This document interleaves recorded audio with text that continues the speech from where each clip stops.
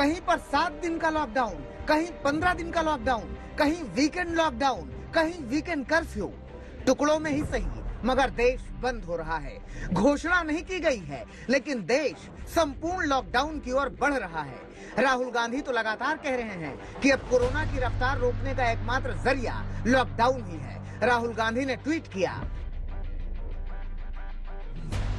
भारत सरकार समझ नहीं रही कि कोरोना के प्रसार को रोकने के लिए एकमात्र उपाय संपूर्ण लॉकडाउन ही है, लेकिन समाज के कुछ तबकों को न्याय योजना का लाभ देने के साथ ही भारत सरकार का एक्शन न लेना इस वक्त मासूम लोगों को मार रहा है।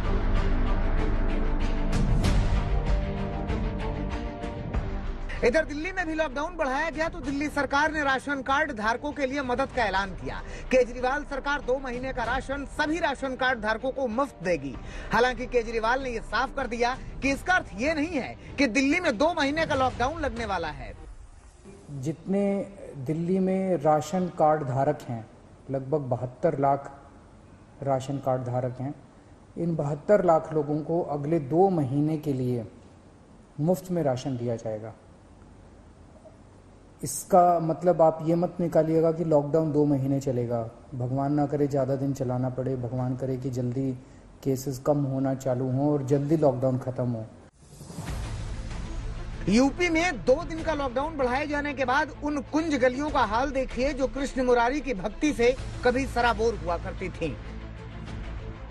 इस वक्त मैं बांके बिहारी मंदिर मथुरा में मौजूद हूं और देखेंगे तो इस मंदिर में देश विदेश से रोजाना हजारों लाखों की तादाद में जो भक्त है वो यहाँ दर्शन करने के लिए आते हैं।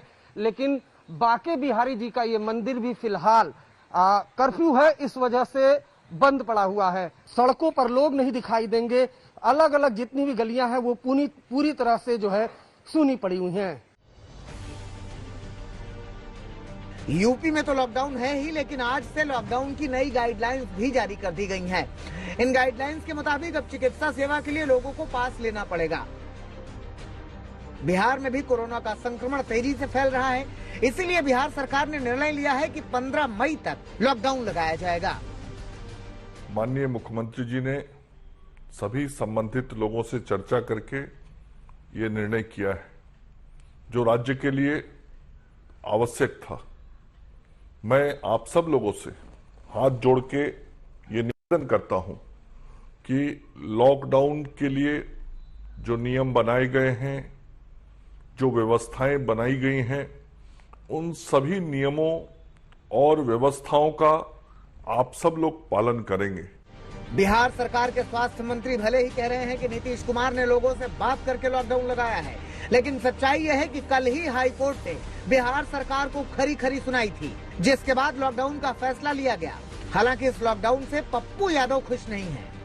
गलतियों को छुपाने के लिए एकमात्र सहारा, एकमात्र रास्ता लॉकडाउन लगा देते हैं। मैं समझता हूं लॉकडाउन हो गया ये तो सरकार को सबसे पहले 6,000 रुपया पर व्यक्ति डालना चाहिए।